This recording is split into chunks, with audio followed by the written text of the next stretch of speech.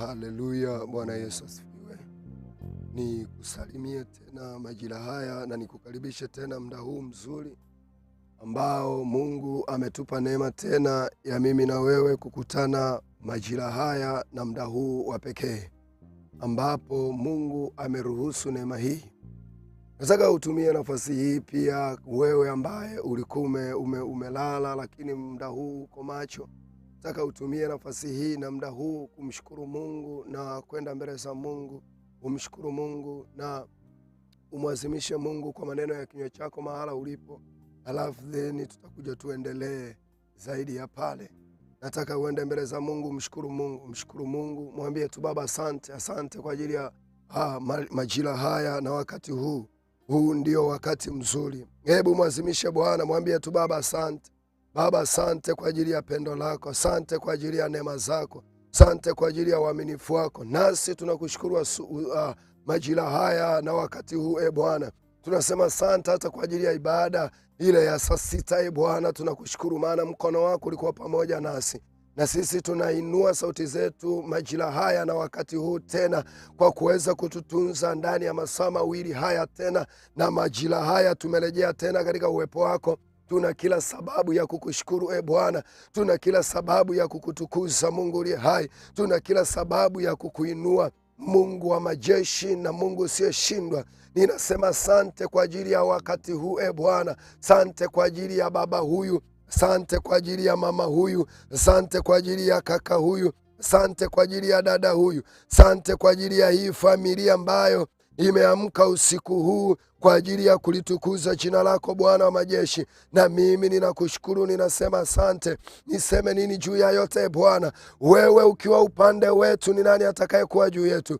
Baba, tunakushukuru na kukutukuza. Tunasema asante kwa ajili ya wakati huu na majira haya ambapo Bwana umechagua neema yako na mkono wako kwa ajili ya kulitukuza jina lako Bwana. Nasi tuna kila sababu ya kukushukuru. Hebu inua sauti yako tena, mshukuru Mungu, kwa sababu tunaelewa kwenye shukrani Mungu huwa anafanya mambo makubwa zaidi ya sisi tunavyotarajia. Inua tu sauti yako ya shukrani, mwambie Baba, ninakushukuru tena kwa ajili ya malango ya masaa haya, ninakushukuru tena kwa ajili ya wakati huu mzuri, ninakushukuru tena kwa ajili ya muda huu ambao umenipatia neema, ambao umenipa nafasi hii, ambao umenipa wasaa huu, ambao umenipa muda huu. Ninasogea mbele zako kwa ajili ya shukrani. Ninaelewa Bwana kunitunza na kunilinda kuwa hai. Nina kila sababu ya kukushukuru. Hebu inua sauti yako ya shukuru mbele za Bwana. Mshukuru Bwana. Anasema kwamba Mshukuruni Bwana kwa kuwa ni mwema, kwa maana fadhili zake ni za milele. Mungu wetu na Baba yetu, tunakushukuru. Asante kwa kutulinda na mabaya. Asante kwa kutulinda na uharibifu. Asante kwa kutulinda na kila mitego ya yule mwovu, kama unavyosema kwenye Zaburi ya 35 na ule mstari wa 2 ya kwamba Bwana ukawa ngao na kigae kwa ajili ya maisha yetu. Lakini Bwana, tuna kila sababu ya kusema asante kwa ajili ya ulinzi wako ndani ya maisha yetu, kwa ajili ya ulinzi wako juu ya afya zetu. Umetulinda pia Bwana hata mchana wote tulipotoka kwenda eneo moja kuja majumbani. Baba, tunakushukuru. Tunakushukuru kwa mkono wako, tunakushukuru kwa neema yako, maana imeandikwa mkono wako si mfupi hata usiweze kuokoa. Nasi tunakushukuru we Bwana, nasi tunakushukuru Mungu uliye hai, nasi tunakushukuru Bwana wa majeshi, nasi tunakushukuru Mungu usiyeshindwa. Tunainua sauti zetu za shukrani mbele zako, tukukuinua wewe Mungu uliyeanzisha kazi njema ndani yetu, Mungu ambaye umetuwazia mawazo mema, hautuwazii mabaya.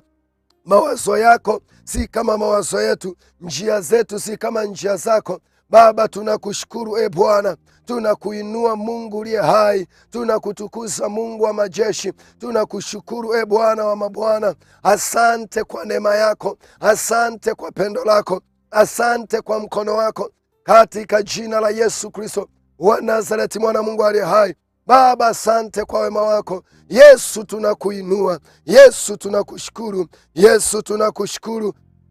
Tunakushukuru kwa nafasi njema ambayo umetupa ya kukufanyia ibada Bwana, maana tunaelewa kuna wengine hawana hii nafasi ya kusogea mbele zako. Baba, ninakushukuru kwa ajili ya kila mmoja mmoja. Yesu, ninakushukuru kwa ajili ya kila mtu mmoja mmoja.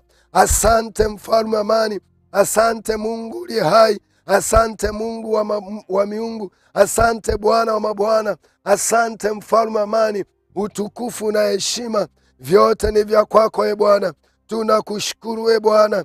Tunasema asante kwa neema yako. Tunasema asante kwa pendo lako, katika jina la Yesu. Baba, uinuliwe. Ni wewe peke yako Bwana. Daudi anasema kwamba nitakaa nyumbani mwako siku zote za maisha yangu, nikiutafakari uzuri wako. Nasi tunakushukuru Bwana kwa kutupa neema hii na nafasi hii ya kukaa nyumbani mwako tena, katika jina la Yesu. Baba, utukufu na heshima ni za kwako Bwana, katika jina la Yesu Kristo wa Nazareti, mwana Mungu aliye hai. Na popote ulipo unaweza ukasema amen. Unaweza ukamshangilia Bwana Yesu kwa ajili ya wakati huu.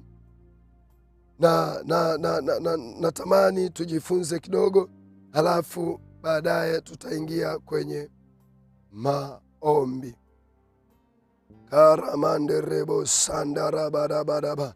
Nataka nizungumze na wewe kutokea kwenye kile kitabu ambacho mtumishi wa Mungu alikizungumza toka jana na hata leo alikisoma pia, kwenye kitabu cha Isaya sura ya 54 na ule mstari wa 4. Isaya sura ya 54 na ule mstari wa 4. Lakini nitatumia na tafasiri zingine za Biblia ili uweze kunielewa. Nitasoma kwa tafasiri ya kwanza ambayo tumeizoea. Neno la Mungu linasema kwamba usiogope, maana hutatayarika, wala usifadhaike, maana hutaaibishwa. Kipengele chetu kikubwa ni kwamba hutaaibishwa. Kipengele chetu kikubwa ni kwamba hutaaibishwa. Kama ni Biblia yako, pigia neno mstari hutaaibishwa, kwa kuwa utasahau aibu ya ujana wako, pia mashutumu ya ujane wako. Naomba nitumie tafasiri moja hapa ambayo itatupa taswira ya baadaye, au itatupa uwezekano, itatupa muonekano, itatupa nini maana ya hutaaibishwa. Nitatumia tafasiri ya habari njema kutoka kwenye hili andiko. Inasema hivi, tafasiri ya habari njema inasema kwamba usiogope, maana hutaaibishwa tena. Maana yake, kumbe mwanzoni kulikuwa kuna aibu. Mwanzoni kulikuwa kuna aibu. Maana yake anaposema usiogope, hutaaibishwa tena, na sisi tunasema mwaka huu hatumalizi kwa aibu tena, na hatuanzi mwaka kwa aibu tena. Aibu tulizozipata ni mwisho pale, aibu tulizokutana nazo ni mwisho pale. Ndio maana anasema kwamba usiogope, maana hutaaibishwa tena. Maana yake haya ni majira ya kinabii ya kuikataa aibu kwenye maisha yako, ya kuikataa aibu kwenye maisha yako. Lakini kipengele cha pili anasema kwenye tafasiri ya habari njema, anasema usifadhaike, maana hutadharauliwa tena. Kumbe maana ya kutayarika ni kudharauliwa. Maana yake pale tulipokuwa tumedharauliwa kwenye majira yale ya kwanza, maana yake kwa sasa hivi hatutadharauliwa tena. Tunachola mipaka katika jina la Yesu ya kwamba sisi hatutadharaulika, ya kwamba sisi hatutaaibishwa tena katika jina la Yesu, ya kwamba sisi hatutaaibishwa. Kila aibu ambayo ilikuwepo, kila aibu ambayo ilikuwepo, awamu hii tunachola mipaka na iondoke katika jina la Yesu. Halafu anaendelea kusema, anasema hivi, utaisahau aibu ya ujana wako. Yamkini wewe ni kijana, kuna aibu fulani. Unajua kuna vijana wanakutana na aibu fulani kwenye maisha yao. Mfano ni kijana umeokoka, ikatokea bahati mbaya ukalala na binti. Baada ya kulala na binti, kuna mambo fulani yakatokea ya aibu. Wewe ni kijana, kuna aibu ambayo imekuvaa, hautaki kukaa na Mungu. Hebu ngoja nikwambie jambo hili.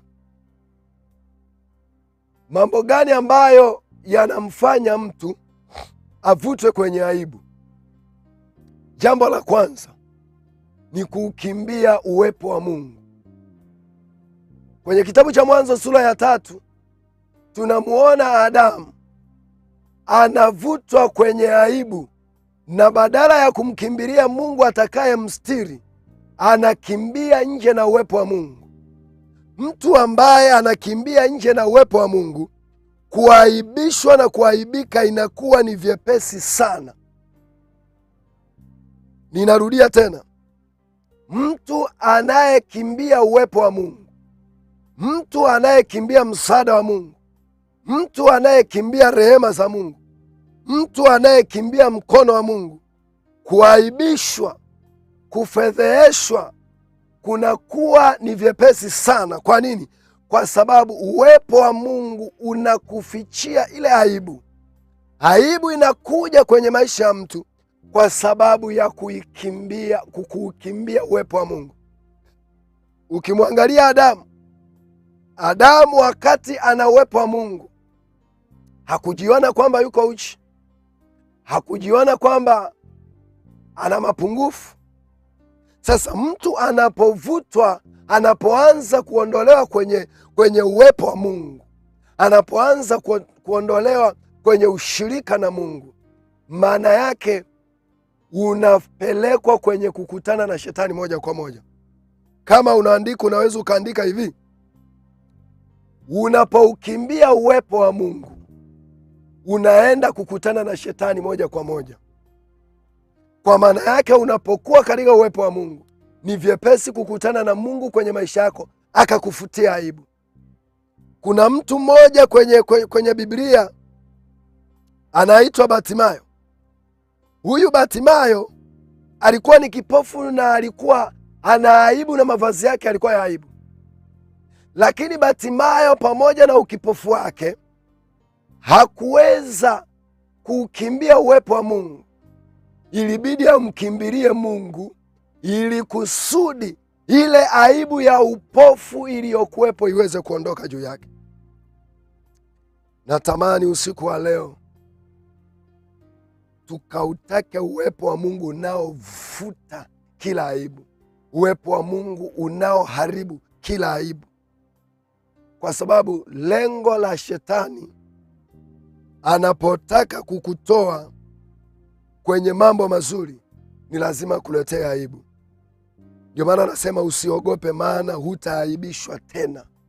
Maana yake kama umechagua majira haya na wakati huu kwa ajili ya kukaa na Mungu, kwa ajili ya kuzungumza na Mungu, kwa ajili ya kuomba, maana yake hautakuja kuaibishwa.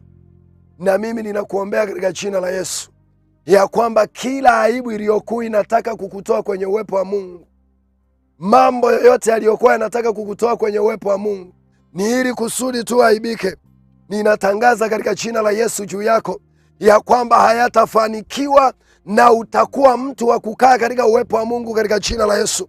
Ya kwamba mambo hayo yaliyokuwa yanakuvuta uende nje na uwepo wa Mungu ili kusudi ukaaibishwe, hayatafanikiwa katika jina la Yesu Kristo aliye hai. Harama soko talabaraba.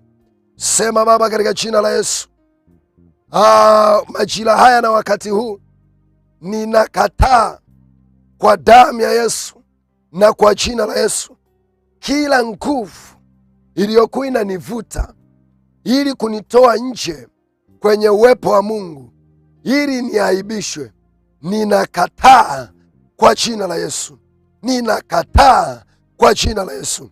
Badala yake nitaufuata uwepo wa Mungu utakaonifutia aibu kwenye maisha yangu katika jina la Yesu.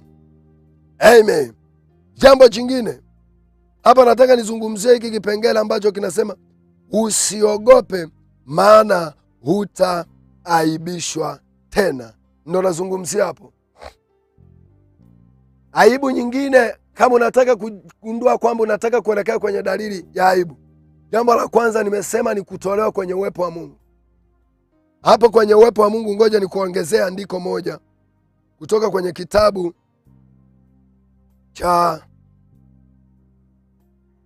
kile cha Zekaria, ile sura ya 3 kuanzia mstari wa 1.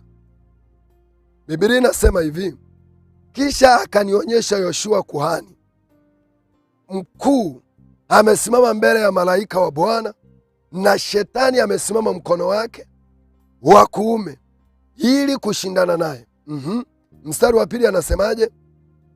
Bwana akamwambia Shetani, Bwana na akukemee ewe Shetani, naam, Bwana aliyechagua Yerusalemu na akukemee.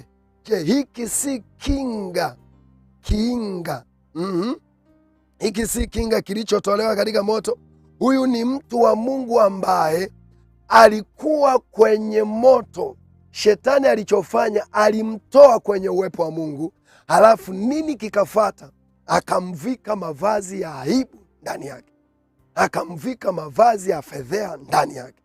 Kwa hiyo Shetani ni lazima akutoe kwenye uwepo wa Mungu, lazima akutoe kwenye uwepo wa Mungu, lazima akutoe kwenye uwepo wa Mungu.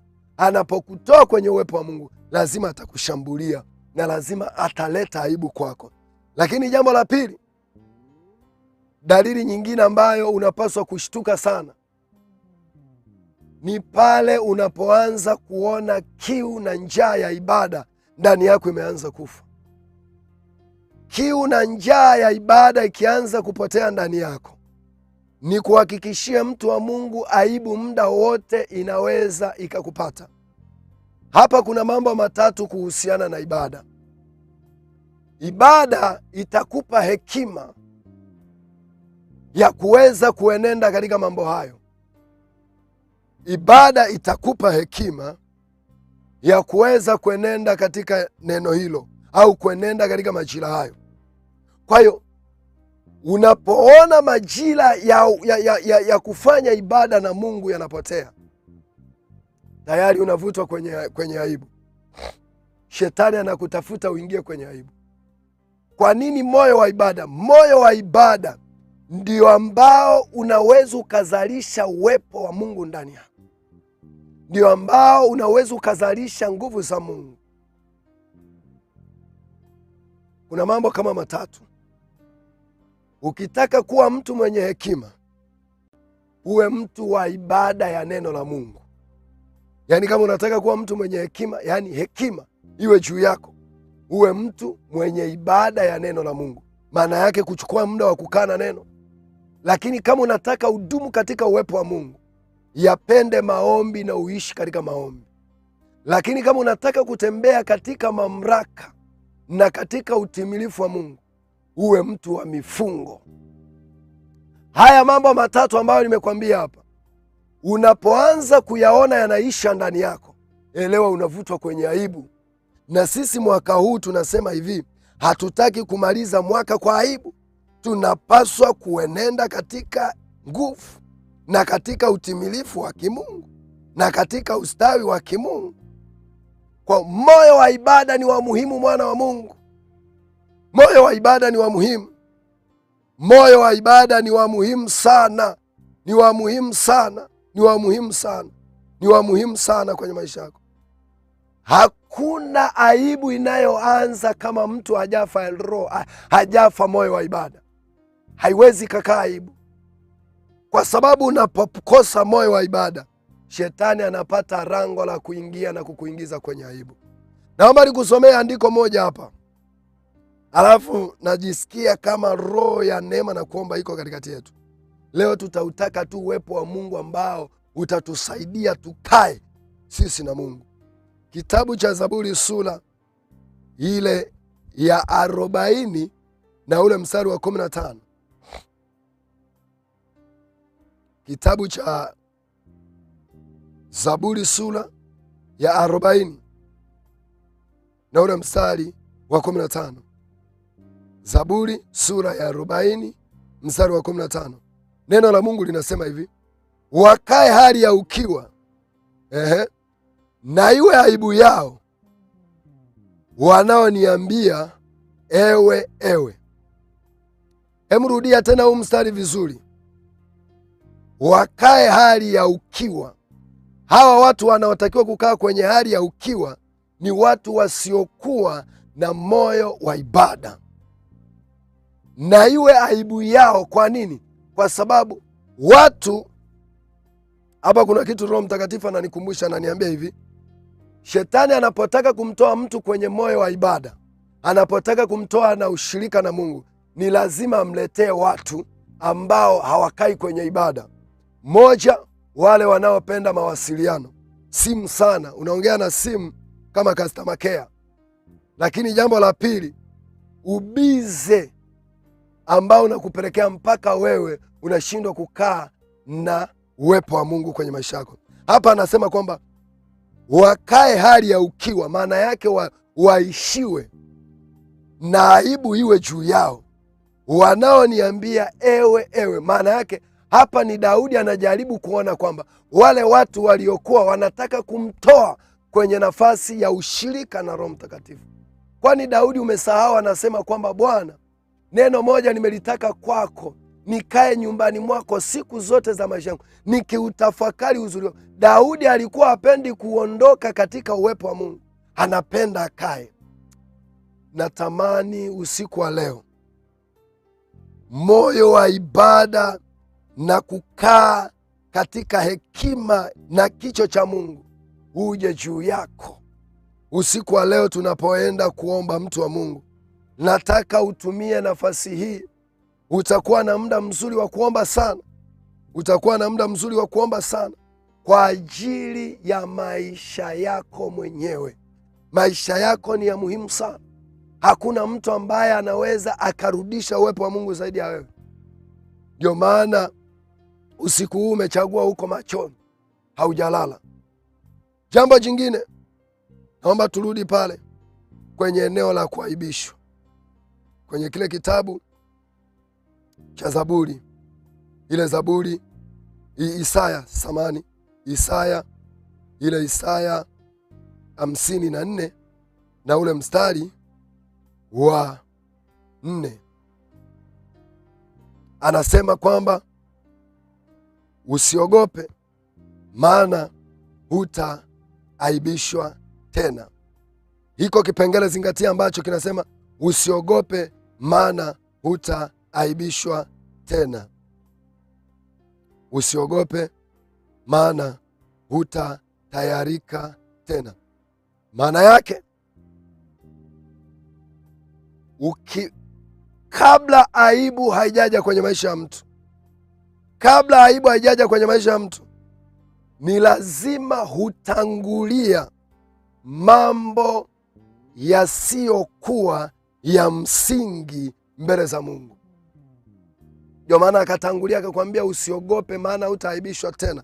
Ninatumia tafasiri ya habari njema, lakini anasema usifadhaike, maana hutadharauliwa tena. Ninataka nitumie nafasi hii kukwambia kwamba Mungu yuko tayari kukufutia kila aibu. Na usiku wa leo unapoomba, hakikisha kwamba unaondoa kila aibu kwenye maisha yako, unaharibu kila aibu kwenye maisha yako. Ngoja nikuongezee andiko hapa kwenye kitabu cha Yoshua na ile sura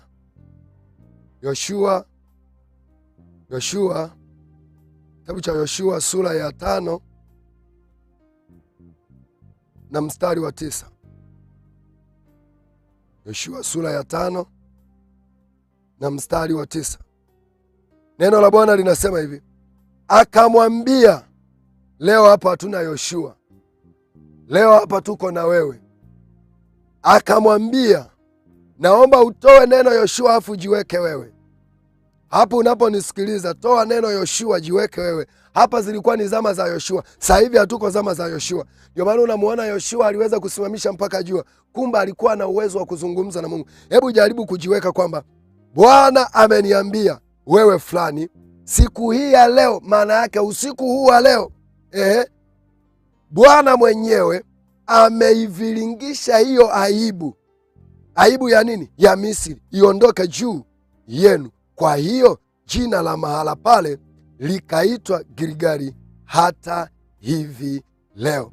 Sasa matazamio yangu yako hapa kwenye Bwana akamwambia Yoshua, siku hii ya leo nimeiviringisha hiyo aibu ya Misri, nimeiviringisha hiyo aibu ya familia, nimeiviringisha hiyo aibu ya kimaeneo. Unajua kuna mazingira unaweza ukakaa lile eneo tu wana aibu, yaani kuna waovu walishakaa wakatunga aibu muda wote, wakatunga uharibifu muda wote. Kuna mahala Biblia inasema kwamba Bwana akaniambia, tazama hawa ndio watu wale watungao uovu. Maana yake kuna maeneo unaweza ukakaa, Mungu anakuambia, anakuthibitishia kabisa usiku wa leo ya kwamba ataiviringisha kila aibu iliyokuwa juu ya maisha yako, ya kwamba ataiviringisha kila aibu iliyokuwa juu ya maisha yako, ya kwamba ataiviringisha kila aibu iliyokuwa juu ya maisha yako. Natamani tuende kuomba, tamani ukamwambie Bwana kwamba usiku wa leo naondoa kila aibu, na ninautaka uwepo wako utakao nivuta kuingia kufutiwa aibu. Mahala popote pale ulipo, sema, Bwana Yesu, usiku wa leo ninaviringisha kila aibu iliyokuwa imeandaliwa kinyume na maisha yangu, kwa jina la Yesu, kwa jina la Yesu. Bwana Yesu, Bwana Yesu, usiku wa leo ninaomba kila aibu iliyokuwa imetengenezwa mbali na maisha yangu, kinyume na familia yangu, kinyume na huduma yangu, kinyume na kila kitu kinachonihusu mimi, ninaiviringisha usiku wa leo, usiku wa leo, usiku wa leo, usiku wa leo, katika jina la Yesu. Ninatamani uanze kuomba mahala ulipo, ukiviringisha kila aibu, ukiondoa kila aibu kwa damu ya mwana kondoo. Anza kuomba, mtu wa Mungu. Maombi mazuri ni kuomba ukiwa unajisikia, usiombe kwa kunong'ona. Ukianza kuomba kwa kunong'ona, shetani atakuingizia usingizi, shetani atakuingizia roho nyingine nje na kuomba. Eramashandereba kariandelebo koriantalaba yakarabababariantele karadabadabaraba yakanamandere koriantarabadabadabaraba. Baba, malango ya masaa haya na usiku huu ninaiviringisha kila aibu iliyokuwa imetengenezwa mbele yangu. Yamkini ni wiki iliyoko mbele nilikuwa nimeandaliwa aibu na adui. Nimeona katika neno lako kutoka kwenye kitabu cha Zekaria ile sura ya 3 ya kwamba Yoshua alikuwa ni mtumishi wako, lakini alitolewa katika uwepo wako, akavutwa na ile aibu. Na mimi ninatangaza katika jina la Yesu, kila mipango iliyokuwa imetengenezwa mbele yangu kwa ajili ya kuniondoa kwenye uwepo wako, ili niingie kwenye aibu, kwa ajili ya kuniondoa kwenye uwepo wako, ili niingie kwenye aibu. Hiyo mipango ninaiviringisha usiku wa leo, ninaiondoa kwa jina la Yesu, ninaiondoa kwa jina la Yesu. Riandele makariantele bakuriantala baraba ya karababa baba yantele karada baraba, kwa damu ya Yesu Kristo aliye hai, kila aibu naiviringisha, kila aibu naiviringisha, naviringisha aibu ambayo ilikuwa inatengenezwa ili nimalize kwa aibu mwaka huu, aibu ambayo ilikuwa inatengenezwa ili nimalize kwa aibu mwaka huu. Ninakataa kwa jina la Yesu, ninakataa kwa jina la Yesu, ninakataa kwa jina la Yesu. Kila aibu kwa damu ya mwana kondoo ninaiviringisha. Bwana ameniambia mimi ya kwamba aibu hii anaiviringisha usiku wa leo. Makere mashandara barabaraba. Dada yangu, make sure unaomba mahala ulipo. Rida raboriantala barabaraba. Rerere babariantala gada barabaraba. Yandele bakari yandele masotalaba. Yakaraba baba shanda. Rakana mandele katala barabaraba. Naondoa kila aibu, naondoa kila aibu usiku wa leo. Naondoa kila aibu usiku wa leo. Kila aibu iliyokuwa imewekwa kinyume na maisha yangu, kila aibu iliyokuwa imewekwa kinyume na maisha yangu, ninaiondoa, ninaiondoa, ninaiondoa kwa damu ya mwana kondoo. Aibu ambayo ilikuwa imepangwa mwezi wa kwanza ingie, aibu ambayo ilikuwa imepangwa mwisho wa mwaka huu, ninaiviringisha mbali na maisha yangu, naiviringisha mbali na maisha yako. Ninakuombea kwa damu ya Yesu na kwa jina la Yesu Kristo wa Nazareti, mwana Mungu aliye hai, ya kwamba kila aibu ambayo ilikuwa imetengenezwa kinyume na maisha yako, kinyume na biashara yako, kinyume na kazi yako, kinyume na huduma yako, kinyume na utumishi wako, ninaamuru kwa damu ya Yesu, hiyo aibu ninaiviringisha, iondoke kwenye maisha yako. Hiyo aibu ninaiviringisha, iondoke kwenye maisha yako katika jina la Yesu, katika jina la Yesu. Rianda rabakariandorobo riantala baba yata rakatarabarabaraba. Kila aibu haribika kwa damu ya Yesu. Wewe aibu, wewe aibu, wewe aibu, roho ya aibu haribika ndani yetu. Tunaviringisha, viringisha hiyo aibu, viringisha hiyo aibu, viringisha hiyo aibu. Aibu kwa muda mwingine unaweza ukaanza kujihisi mwili wako kama unawaka tamaa. Tambua kabisa hapo, hiyo ni aibu inatengenezwa. Semesha hata mwili wako, waambie wewe mwili, wewe hauwezi ukanipeleka mbali na uwepo wa Mungu, kwa damu ya mwana kondoo na kwa jina la Yesu. Rianda raba kariandelebo shanda raba raba riakaraba raba suda rada baba yata radede marianta raba raba raba yakaraba raba raba raba redede marianta raba raba raba rakaraba raba raba raba. Ninaiviringisha kila aibu iliyokuwa imeandaliwa kwa ajili ya ndoa yako. Ninaiviringisha kila aibu iliyokuwa imeandaliwa kwa ajili ya biashara yako na kazi yako. Usiku wa leo hiyo aibu ipigwe na kuharibika, maana imeandikwa, kwa msaada wa Bwana tunaruka kila ukuta, na kwa msaada wa Bwana tunalifuatia kila jeshi, majeshi ya pepo mabaya ambayo yalikuwa yamejipanga kwa ajili ya kuleta aibu kwenye maisha yetu. Onana mariandala baraba, haribika kwa damu ya Yesu Kristo aliye hai, maana imeandikwa, kwa maana kushindana kwetu sisi si juu ya damu na nyama. Maana yake ninapata kitu hapa ya kwamba kumbe aibu huwa inaanzia rohoni. Unaanza kujiona mzito rohoni, acha huku rohoni tuanzie. Tunafuta kila roho ya aibu rohoni, huku rohoni ambapo Mungu anatuambia, maana kushindana kwetu sisi si juu ya damu na nyama, bali katika ulimwengu wa roho, tukishindana na mapepo yale yanayofaa aibu. Yanda raba riande lebo rianta labadaba yakarabarabarabadaba riana mama shandara kariandara barabaraba yererere rianto rabarabaraba yakana mashandara barabaraba rantala barabaraba.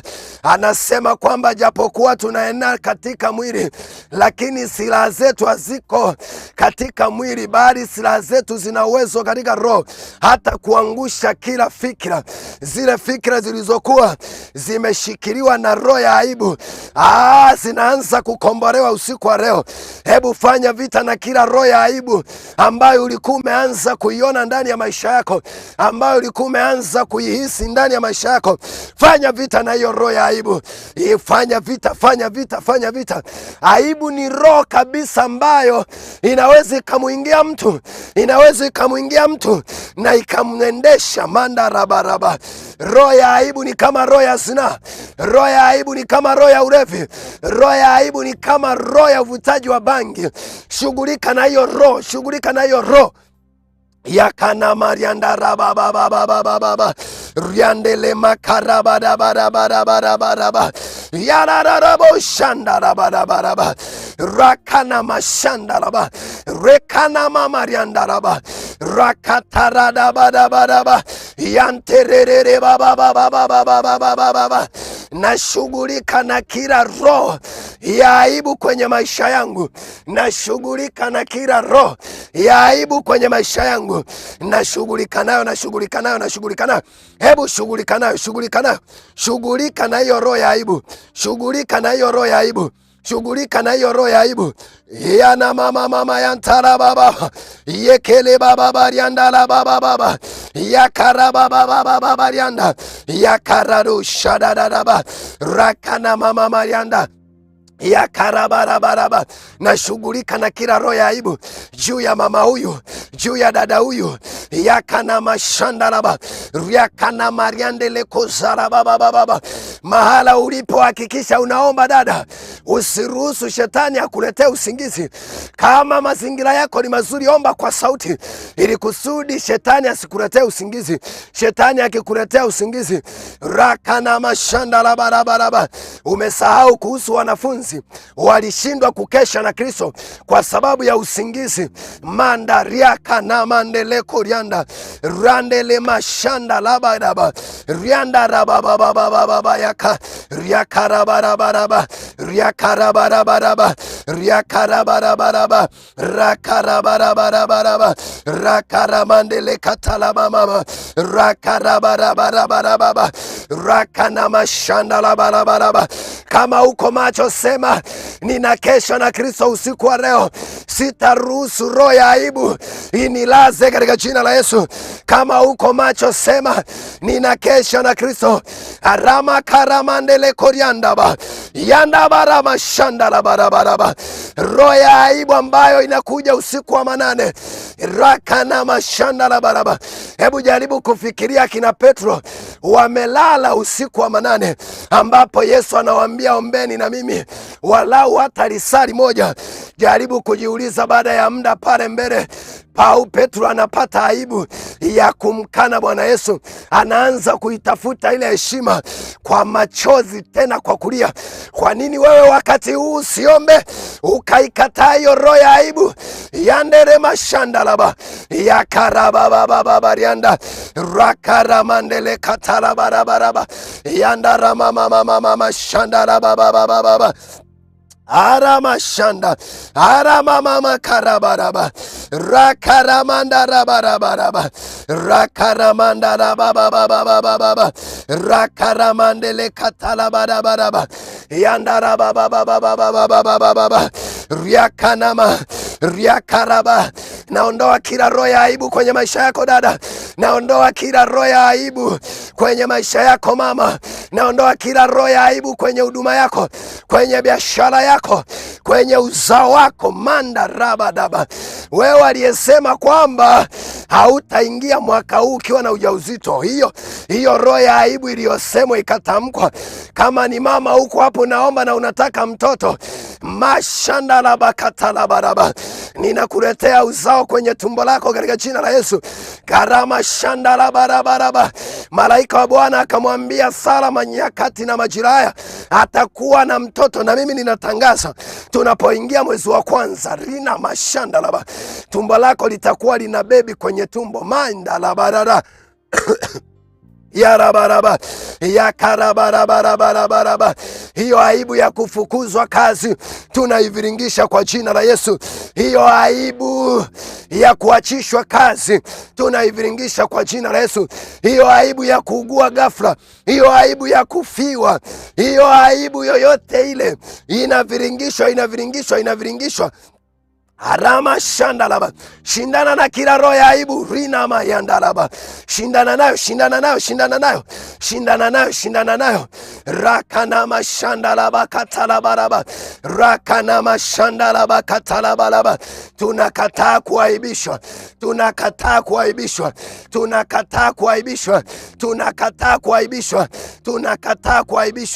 Hatutaaibishwa sisi na kizazi chetu. Kila aibu iliyokuwa imetengenezwa miaka mingi na muda mwingi haitakuwa sehemu ya maisha yetu. Kila aibu iliyokuwa imetengenezwa kwa muda mrefu ili kusudi ije itokee ndani ya muda huu wa mwezi wa 12, majira haya na wakati huu, tunaharibu kwa jina la Yesu. Tunaharibu kwa jina la Yesu. Kila aibu haribika.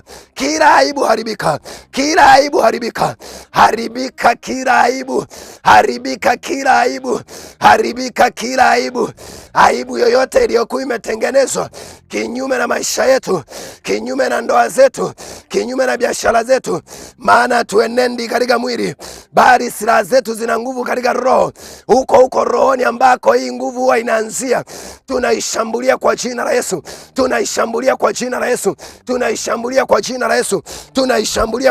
Yesu. Shambulia hiyo roho ya aibu huko rohoni. Amka, maana imeandikwa, kwa maneno ya kinywa chako utahesabiwa kuwa haki. Kwa maneno ya kinywa chako unaweza ukaondoa kila roho ya aibu. Kwa maneno ya kinywa chako unaweza ukahamisha kila aibu. Mandarabaraba, rakana mashandala barabaraba, makarabarabaraba. Kwa hiyo imani ulionayo ambayo Yesu alisema kwamba yeye aliye na imani kidogo hata punje ya haradali anaweza wakuambia mlima huu ng'oka ukatupe nje. Na sisi kwa imani hiyo tunaondoa roho ya aibu ndani ya mwezi huu, na tunapoanza mwaka haitatupata na haitakuwa juu yetu, kwa damu ya Yesu. Roho ya aibu riana mama shandara barakatara baba yandara makariandele moriantara baraba yakana mama mariandele kusararaba yakaraba baba yakana mama siraba yaraba baba riantara gada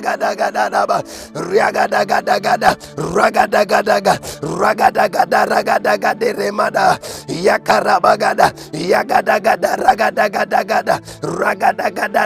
ragada baraga yakarama mama yagada maraga gada yanterere baba yanana marianda raba katara baraba yanderere baba yakaraba yande yandara baba. Usiruhusu usingizi rafiki yangu, usiruhusu usingizi dada yangu, mama yangu, baba yangu, usiruhusu usingizi mandaradaba yakaramandele kata. Kama unaweza ukashuka kitandani, ukashuka kabisa, ukaenda hata sebleni, ukaanza kuomba yandarado shadabaraba yandarabo shadadarababa. Natamani niingie kwenye chumba chako niombe na wewe, maana hii roho ya aibu hii ikimuingia mtu mandaraba shandalaba rakana mandereko zandalaba, huwa inaondoa ujasiri wa kusimama mbele za Mungu. Yandaraba karababa. Baba, tunaondoa kila roho ya aibu kwenye maisha yetu, tunaondoa kila roho ya aibu kwenye maisha yetu, roho za aibu ambazo zilinunuliwa na wazazi wetu kutokea kwenye mizimu, hizo roho za aibu ambazo zimekuwa zikifuatilia kila itwapo leo, kwa jina la Yesu Kristo aliye hai, achia, haribika, haribika, haribika, haribika, haribika, haribika, haribika. Roho ya aibu haribika, roho ya aibu haribika, roho ya aibu haribika kwa jina la Yesu, haribika kwa damu ya Yesu, haribika kwa jina la Yesu, haribika kwa jina la Yesu, haribika kwa damu ya Yesu, haribika kwa jina la Yesu, haribika kwa damu ya Yesu. Roho ya aibu haribika, roho ya aibu haribika, roho ya aibu haribika, roho ya aibu haribika. Yakana masandere baraba, yana mama marianda raba kataraba raba, riaraba baba baba shandara kataraba baba, rakana mama shandara baraba, rakana mandere borianta raba baba baba, yakana mama mariante rekaraba raba, yakaraba baba baba shandara baraba, yakarama mandere baraba raba, yakaraba baba baba baba, yantere mandara baba oriandara barakanama yakarabaraba. Roho ya aibu tunakuviringisha kwenye maisha yetu, roho ya aibu tunakuviringisha kwenye maisha yetu.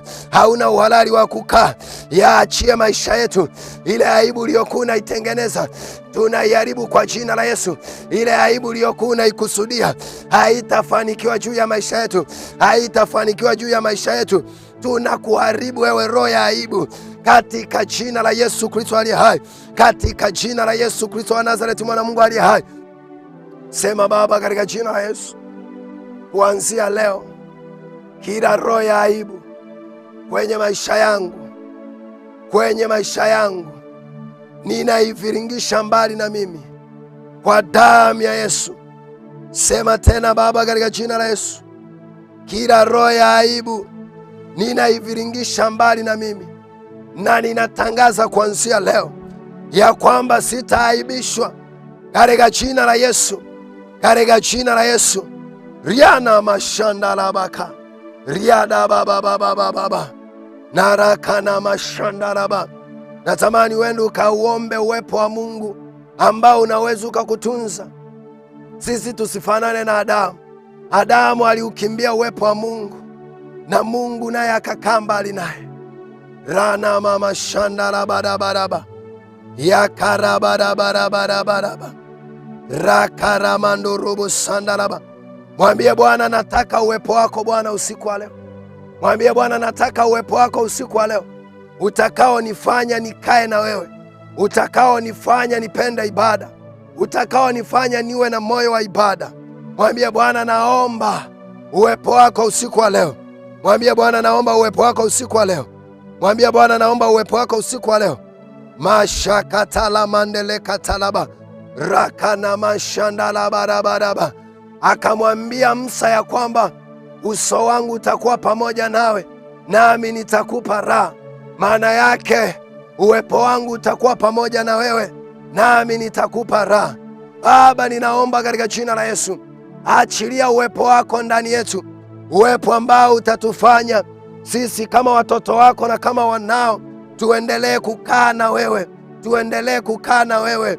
Tusifananishe na Yoshua ambaye alitolewa katika moto wako, na umetupa maagizo katika kitabu chako ya kwamba na ule moto wa madhabahuni utunzwe wake daima. Nasi usiku wa leo Bwana, tunaomba uwepo wako, tunaomba uwepo wako, tunaomba uwepo wako, maana uwepo wako unatupeleka katika ibada yako, maana uwepo wako unatupeleka katika kulisoma neno lako, maana uwepo wako unatupeleka katika kukaa na wewe. Mashandaraba katalabarabaraba, maana uwepo wako unatupa neema ya kujua siri zako, kama ulivyowaambia wanafunzi wako, ukawaambia kwamba ninyi mmejaliwa kuzijua siri za ufalme wa Mungu. Ni kwa sababu walikuwa wanakaa katika uwepo. Nasi Bwana, usiku wa leo na majira haya tunaomba ya kwamba uwepo wako, uwepo wako, uwepo wako Mandaraba baba baba shandala badaba riakana mandere karabada baduda. Baba, uwepo wako tena, uwepo wako tena juu yetu, uwepo wako tena juu yetu, uwepo wako tena juu yetu, uwepo wako tena juu yetu. Achilia uwepo wako. Na kama kulikuwa kuna mtu ambaye alikuwa ameanza kusuasua katikati yetu, yaani uwepo unakuja na kuondoka, mara leo amke aombe, kesho aombe, hata ile hamu ya kusoma neno lako ilikuwa haipo. Baba, muda huu na wakati huu tunaiamsha roho yake kwa jina la Yesu. Ninapoomba na wewe, uwepo wa Mungu uingie kwenye nyumba yako, uwepo wa Mungu uingie kwenye sebule yako, uwepo wa Mungu uingie kwenye chumba chako, uwepo wa Mungu uingie mahala ulipo. Utakapotoka unatembea, uwepo wa Bwana uwe pamoja nawe. Ninatangaza uwepo wa Mungu ndani ya maisha yako.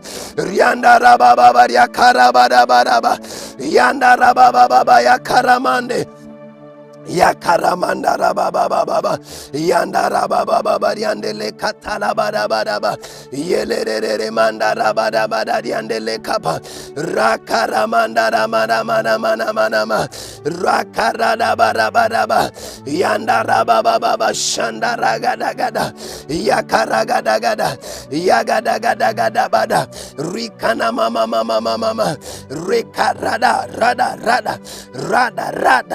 gada manda. Baba, uwepo juu ya mama huyu, uwepo wako Bwana, uwepo wako juu ya binti huyu, uwepo wako juu ya baba huyu, uwepo wako juu ya kijana, maana tunajua uwepo wako ukiwepo, utakatifu manda rabakata unakuwa sio sheria. Uwepo wako unapokuwepo juu ya mtu, mashanda rigadaba ya karamanda rabadabadabadaba ya dadadabadabadabadaba ragadagadagadabadabadaba. Baba, telemka na uwepo wako kwenye marango ya majira haya na wakati huu.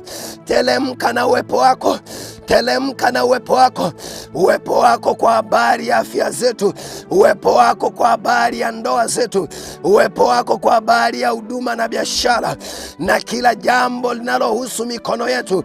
Baba, achilia uwepo wako. Maya karandaba riandaraba karabadabadabadabadaba rakana mandele katalabadabadabadaba rabababababababababababa. Ninaruhusu uwepo wa Roho Mtakatifu ndani ya maisha yako na juu ya familia yako. Maradaba shandalaba yana mama shandalaba yakarabadabadabadaba yakaramandele katalabadabadaba rakaramandele kataradabadabadaba rakanamandele karabadabadabadaba yakana mama shandalabadaba yadadadababababababababa yakana mashandalabadabadaba. Baba, uwepo wako juu ya maisha yetu tena, mashaka talamande ya karabadabadabadaba ya dadadabababababa rakaramande leko zanda ya kana mama mandele katalaba rakana mashandala bababababa. Petro anasema kwamba kwa neno lako nitaenda mpaka kirindini. Maana yake kwa uwepo wako nitaenda, kwa uwepo wako nitasimama tena, kwa uwepo wako nitainuka tena, kwa uwepo wako nitaleta majibu tena, kwa uwepo wako nitaleta matokeo tena, kwa uwepo wako sitaaibishwa tena, kwa uwepo wako. Bwana, achilia uwepo wako ndani yangu, achilia uwepo wako juu yetu, achilia uwepo wako, maana uwepo wako ninajua unaondoa kila nila, maana uwepo wako ninajua unaondoa kila uharibifu. Hebu achilia uwepo wako ndani ya maisha yetu. Riaraba shandaraba kariandarabadabadaba rere mama mashandele kariandarabadaba yakarabadabariandarabababababa yakaradaba shandaraba kariandaraba yakaradabababariandarama karabadabadaba rakana mama shandarabadabadaba yaraba kariandelebo sandaraba yakaramandele mandele koriandara baraba rakana mashandara baraba rekana mandere masandara baraba yakara mandele kosandala ba yakarabara baraba bariandara ba rakana mashandara baraba rakaraba baba rakana mashandara baraba yakaramandele karabara baraba yada baba shandaraba. Mwambie Bwana, na utaka uwepo wako ndani ya maisha yangu. Rekana mashandara baraba yakaraba baba yandaraba baba. Uwepo wa Mungu unapokuwa juu yako, kila aibu inafutwa, kila roho ya kuaibishwa inaondolewa. Maana uwepo wa Mungu una moto nyuma yake. Maana uwepo wa Mungu una nguvu za Mungu nyuma yake. Maana uwepo wa Mungu una mafuta ya Mungu nyuma yake. Maana uwepo wa Mungu una neema ya kipekee nyuma yake. Unaona, wakati Daudi anatiwa mafuta, kila roho ya aibu iliyokuwa imemvaa iliondoka pale pale. Mashanda rabadabadaba rianda rabababababa baba riande roko rianda bada yana mamariana no shanda raba yakarabababababa rakaramandele kesoda rabadaba rakaramaramandianda rabadaba yakarabadabarabaraba yana mama shanda rabarabarianda yakarabarabaranda rabababayanda yakana marianto rodobo shararaba yakarianda rababariantere karabaraba yakana mama yantere maramaraba yakarabarabaraba. Mwambie Bwana, uwepo wako juu ya maisha yangu. Rena mama shanda rabadaba yana na mama karabadabadaba rakaramandele kosanda rabadabadaba yakaramandele kataramandeleka rekaramandele karabadabadaba. Imeandikwa ya kwamba mkaribieni Mungu, rakarabashandalaba, mpingeni shetani. Baba, ninakukaribia wewe, maana umesema kwamba wewe unatoa neema na rehema ili nipate neema ya kunisaidia wakati wa mahitaji.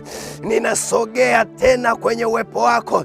Mando riando sanda rabada riande remo riaka na mande marianda rabababa ya karabadabadaba yanda rabababa ya karabadabadababa yanda rabababa karabadabadaba yande rekarababa shadaraba ya karabababa rakana mande rekarabadaba ya karamande rebo sadabadaba ya kana mande le karabadaba. Mwambie Bwana, uwepo wako Bwana juu ya maisha yangu katika jina la Yesu Kristo aliye hai. Baba, tunauomba uwepo wako. Baba, tunauomba uwepo wako. Baba, tunauomba uwepo wako. Uwepo wako kwa habari ya maisha yetu. Uwepo wako kwa habari ya maisha yetu. Uwepo wako kwa habari ya huduma zetu. Uwepo wako kwa habari ya kazi zetu. Uwepo wako Bwana uwe na sisi. Uwepo wako Bwana. Uwepo wako Bwana. Rianda bakarabarabaraba yakarabarabaraba rianda rabababababa rianda rabakarabarabaraba rakana mandere mandarabaraba yakaramandere bosadabaraba yakana mandere barabaraba yanda rabababababa shandarabaraba yakana mandere bosadabaraba yakaramandarabaraba yanda rabababababa rakatala mandere korianta la baraba yakana mama marianda raba katala baraba rakana mandere kosanda baraba yanda raba baba shanda baraba rianda raba baba yandere marianta la baraba yakana mashanda baraba yakaraba baba. Ndio maana uliwaambia wanafunzi wako wasiondoke katika chumba cha juu ili wavikwe nguvu mpya. Yanda raba shada raba. Baba, tunaomba uwepo wako uwe na sisi. Baba, tunaomba uwepo wako uwe na sisi, maana uwepo wako ukiwa juu yetu kila nila huwa zinaharibiwa, kila uharibifu huwa unaondolewa kwa jina la Yesu Kristo wa Nazareti, mwana Mungu aliye hai.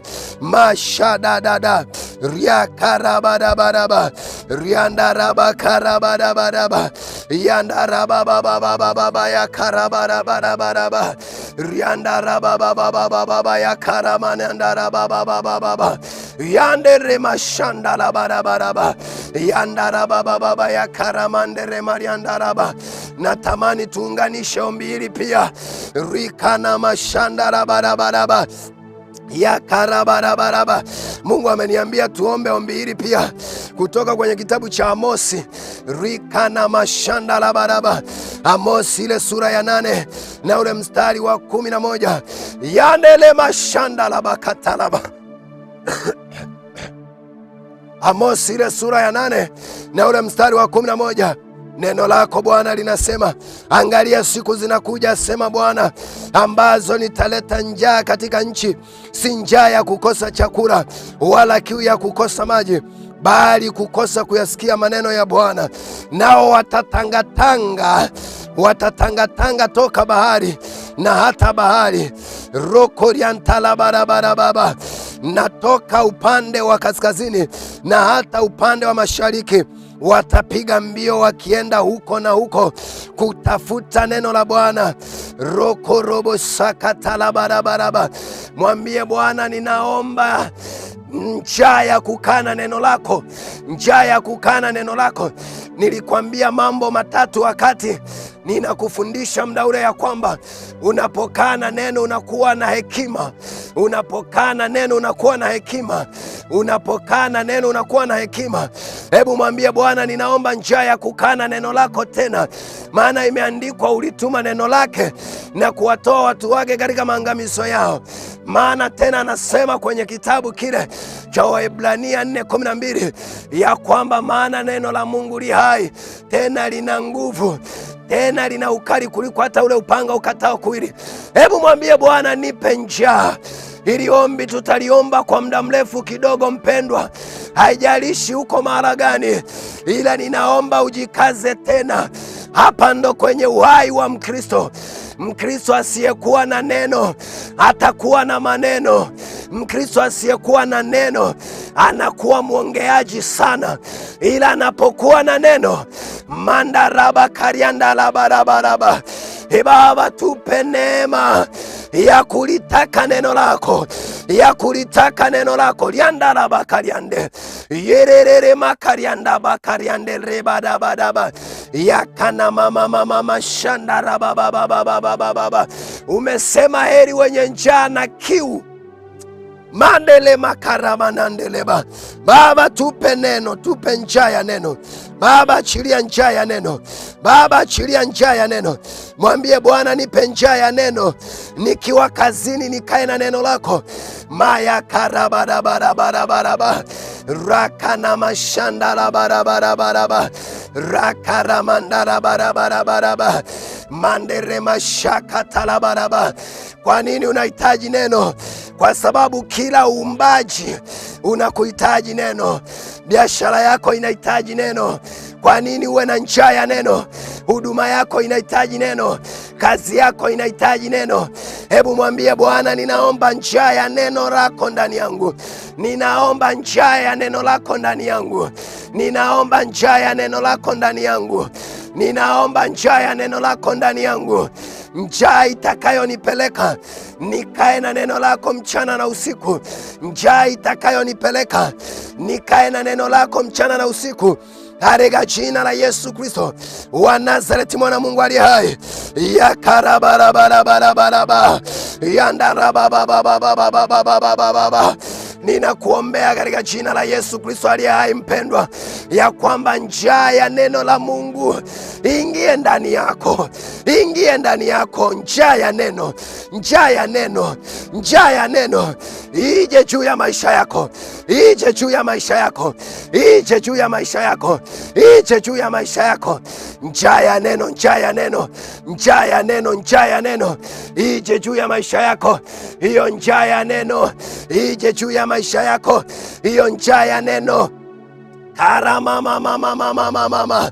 Hautasoma neno kwa emotion, hautasoma neno la Mungu kwa miemko ya kwamba leo unajisikia vizuri. Unasoma neno, ninakataa hiyo nguvu. Badala yake utakuwa na njaa. Mande rekanama rakanama shanda la baba. Yoyote anayeomba na mimi muda huu na wakati huu, aliyechagua kukesha usiku wa leo na kuamua kuupoteza usingizi kwenye maisha yake, ninatamka juu yako njaa ya neno, ukarisome neno. Nana mashandara barabara yandele bakata. Yule akida anamwambia Bwana Yesu ya kwamba Bwana, sema neno tu na mtumwa wangu atapona. Alikuwa anaelewa nguvu ya neno. Mashandara makarabarabaraba dana mama. Petro anamwambia Yesu, anamjibu anamwambia, kwa neno lako nitaenda kushusha nyavu, kwa neno lako nitaenda kushusha nyavu.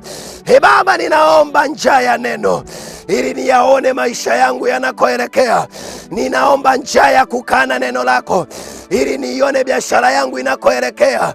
Ninaomba njaa ya kukana neno lako ili niione ndoa yangu inakoelekea. Ninaomba njaa ya kukana neno lako ili niione afya yangu inakoelekea. Ninaomba njaa ya kukana neno lako ili niyaone ahadi zako, ili nisione ahadi zako ulizoniahidi ambazo sijazipokea. Maana umeahidi katika neno lako, mambo mengi umeahidi. Baba, ninaomba neema ya kukana neno lako, maana kwenye neno lako kuna uhai, maana kwenye neno lako kuna kustahimishwa, kuna kuheshimishwa, kuna kufutiwa aibu, kuna kuondolewa fedhea. Kwenye neno lako kuna kujua ahadi zangu. Baba, ninaomba na kila mmoja ya kwamba mpe hii neema ya kukana neno lako. Mashakatalabadaba. Ni wewe Bwana uliyetuambia, ukamwambia Amosi ya kwamba zitakuwa nyakati hizo za mwisho ya kwamba utaachilia njaa. Baba, tupe njaa. Baba, tupe njaa. Mabinti, vijana wa kiume, wamama walioko kwenye ndoa, mashakatalamandeleka. Maana imeandikwa, neno lako ni taa ya miguu yetu na mwanga wa njia zangu. Baba, achilia neno lako. Marekarama shandalaba. Maana imeandikwa ya kwamba nitakusudia neno na hilo neno litadhibitika. Baba, ninaomba njaa ya neno. Baba, ninaomba njaa ya neno. Rekaramande lekatalamande yakarabarabarabarabaraba yanderererere baba barianda rabakanama yana mama mariande rekarabaraba yarararaba bariakarabaraba yantorabaraba yantorabaraba yakarabarabaraba. Njaa ya neno ingie ndani yangu. Njaa ya neno ingie ndani yako. Njaa ya neno ingie ndani yako. Njaa ya neno ingie ndani yako. Haramandele mashandala baraba. Maana yake ni nini? Ukiwa na neno mando robo shandalaba ya karabarabaraba. Ukiwa na neno umekuwa na Mungu mwenyewe. Mashakatarabarabaraba rakaramandele katalabaraba ya karabarabaraba ya karabababababababa ya karamandele kozandalaba ya karabarabaraba rakaramarama shandarabaraba rakanamana marandele baba. Mungu anafanya makao kwetu kwa njia ya neno. Ukisoma kwenye kitabu cha waraka wa pili wa Yohana na ule sura ya kwanza na ule mstari wa 9, anasema kila apitaye cheo wala sidumu katika mafundisho ya Kristo, yeye hana Mungu. Yeye adumuye katika mafundisho hayo, huyo ana Baba na Mwana pia. Maana yake tunapokaa na neno tunakuwa na Mungu mwenyewe. Tunapokaa na neno tunakuwa na Mwana mwenyewe. Maya karabarabarabarabaraba. Baba, tunatamani tukae na neno lako mchana na usiku. Baba, achilia hii neema. Baba, achilia hii neema. Baba, achilia hii neema. Achilia neema ya kukaa na neno lako. Achilia hii neema ya kukaa na neno lako. mashakatarabaraba yandele makarabarabaraba yakarabababababababa riandere makarabarabaraba yakarabarabaraba yakarababababababa rakaramandele katalamandeleba rirakana mandele barabaraba rakele mandala barabaraba. Ile Yohana sura ya 14 na ule mstari wa 23. Ile Yohana sura ya 14 na ule mstari wa 23, neno la Mungu linasema kwamba Yesu akajibu akamwambia karamandarabakata, mtu akinipenda rikarabarabaraba akalishika neno langu rakarabarabaraba, na Baba yangu atampenda, nasi tutakuja kufanya makao rokorababababababa. Maana yake ili Mungu afanye makao kwako ni lazima neno la Mungu lipate nafasi, na neno la Mungu likikaa kwako, kila roho ya aibu haitakuwa na nafasi, kwa sababu ukiwa na neno uko na Mungu mwenyewe, kwa sababu ukiwa na neno uko na Mungu mwenyewe. Baba riando robo shandalaba yakarabababababababa rindara makariandele makarabarabaraba. Ongeza tena, mwambie tena, Baba nipe njaa ya kukana neno lako. Mwambie tena, Bwana nipe njaa ya kukana neno lako. Mwambie tena, Bwana nipe njaa ya kukana neno lako. Mandarababababababa randele mashaka tarabarabaraba. Kama ninavyohisi njaa ya kula chakula, kama ninavyohisi njaa ya kula pilau, Baba nipe njaa ya kukana neno lako. Isipite siku sijasoma neno lako, isipite siku sijajua mawazo yako, maana mawazo yako yako kwenye neno lako. Ndio maana ukasema mawazo yako yako juu sana kuliko mawazo yangu, na njia zako ziko juu sana kuliko njia zangu. Ili niweze kuzipata njia zako, ili niweze kuyajua mawazo unayoniwazia mimi, ni lazima nikae na neno lako Bwana. Ninajua mawazo unayoniwazia ni mawazo mazuri sana, ila kwa sababu Bwana nimegundua ya kwamba nilikuwa sikai kwenye neno, ninaomba nikae na wewe tena kwenye neno. Mande reba raba raba raba raba. Mwambie Bwana, ninaomba nikae na wewe. Ninaomba nikae na wewe kwenye neno. Ninaomba nikae na wewe. Nipe hii njaa ya neno. Nipe hii njaa ya neno. Nipe hii njaa ya neno. Nipe hii njaa ya neno. Njaa ya neno lako. Njaa ya neno lako. Njaa ya neno lako. Njaa ya neno lako kwenye maisha yangu. Akili yangu iwe na njaa. Ana makarabada. Yelelele borianda la bakada. Yakana marinda mariando robo sandaba. Yakarabarabaraba. Kwenye neno la Mungu kuna afya. Kwenye neno la Mungu kuna utajiri. Kwenye neno la Mungu kuna kuheshimishwa. Kwenye neno la Mungu kuna kufutiwa aibu. Mashaka talaba. Kwenye neno la Mungu kiufupi kuna kila kitu. Kuna mambo hatuna kwa sababu hatuna njaa ya neno. Mandaraba kariandalaba. Ninakuombea katika jina la Yesu, njaa ya neno iongezeke ndani yako. Njaa ya neno iongezeke ndani yako. Njaa ya neno iongezeke ndani yako. Njaa ya neno iongezeke ndani yako. Njaa ya neno iongezeke ndani yako. Njaa ya neno iongezeke ndani yako. Maana kwenye neno kuna uhai. Maana kwenye neno kuna uzima. Maana kwenye neno kuna kustawi. Arabarabaraba shandalaba. Rialababo shandara katalaba. Yandalabababa riandarabaraba. Mwambie tena, Bwana ninaomba njaa ya neno lako. Naomba njaa ya kukana neno lako. Naomba njaa ya kukana neno lako. Naomba njaa ya kukana neno lako. Naomba njaa ya kukana neno lako. Naomba njaa ya kukana neno lako. Neno lako likakae pamoja na mimi. Maana nikiwa na neno lako niko na wewe, e Bwana, katika jina la Yesu. Katika jina la Yesu. Katika jina la Yesu. Katika jina la Yesu. Mashaka talaba.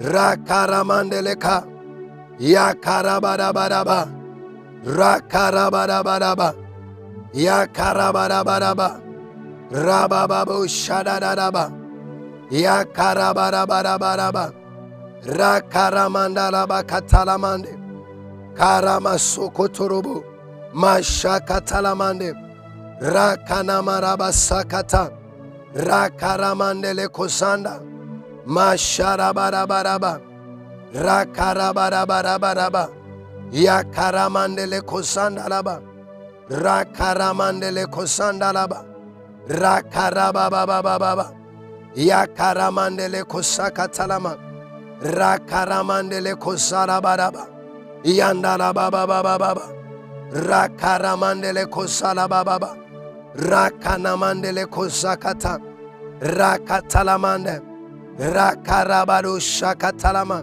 rakaramandele kosokotalama karamasakatalamande rakaramandele kosandalaba.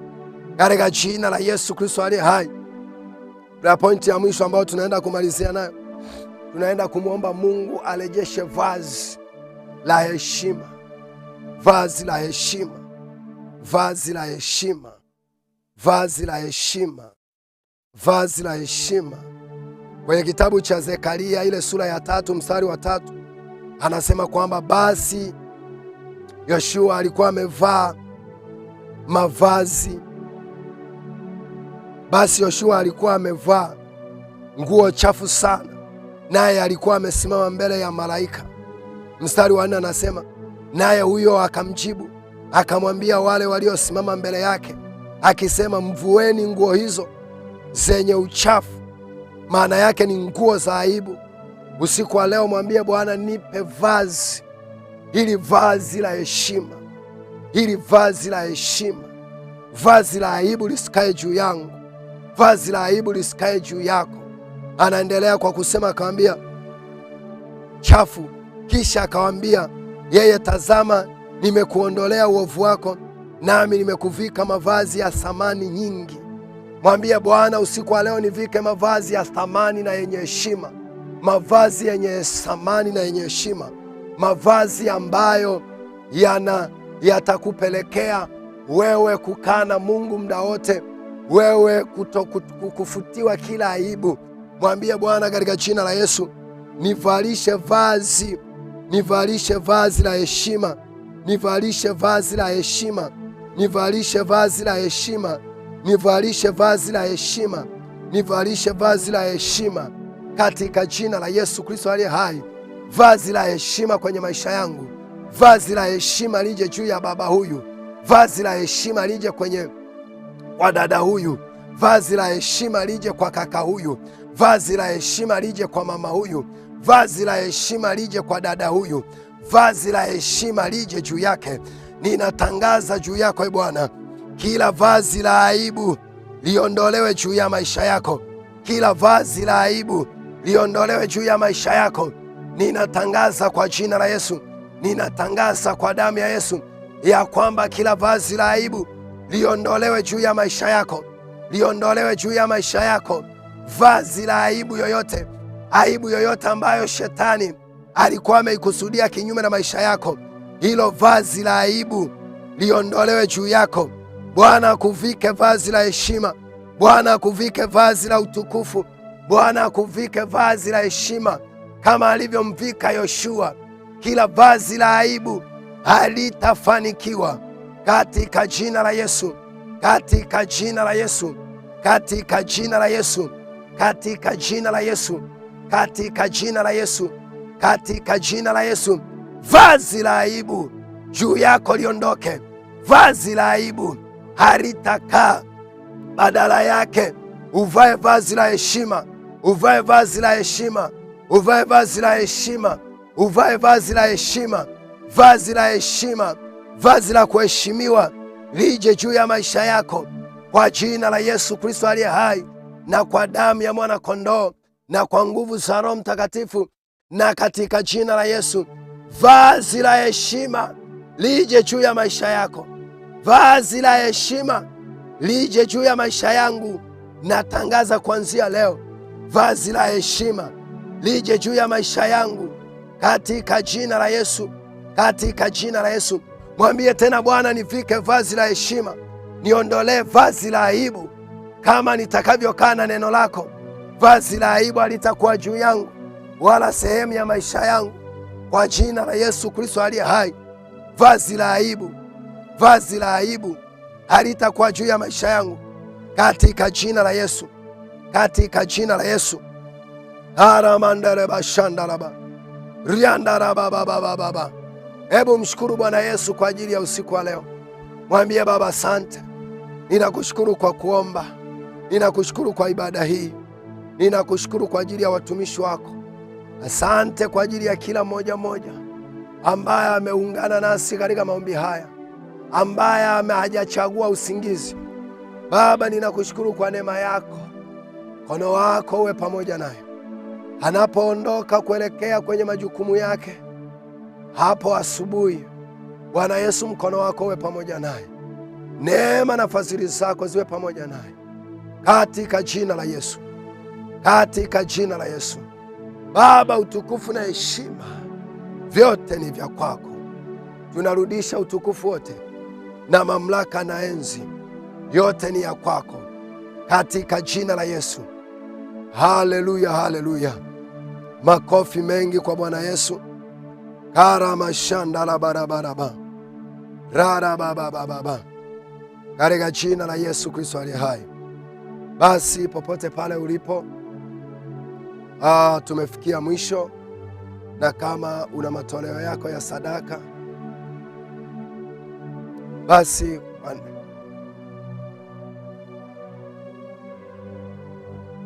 ambazo ziko hapo ambazo unaweza ukatuma sadaka yako. Mungu akubariki sana, tukutane hapo baadaye. Shalom, shalom.